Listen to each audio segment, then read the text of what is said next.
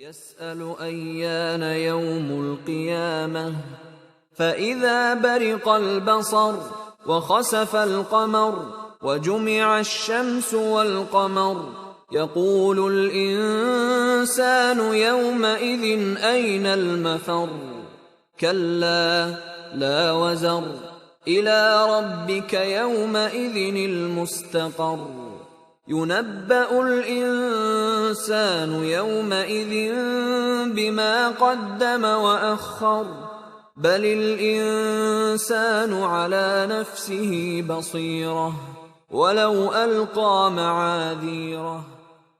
پوچھتا ہے کہ قیامت کا دن کب ہوگا، جب آنکھیں چندھیا جائیں اور چاند گہنا جائے اور سورج اور چاند جمع کر دیے جائیں.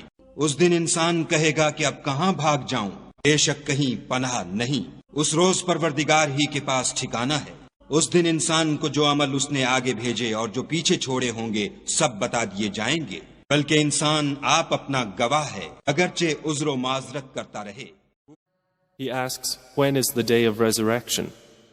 So when vision is dazzled, and the moon darkens, and the sun and the moon are joined, man will say on that day, where is the place of escape? No, there is no refuge. To your Lord, that day is the place of permanence. Man will be informed that day of what he sent ahead and kept back. Rather, man against himself will be a witness, even if he presents his excuses.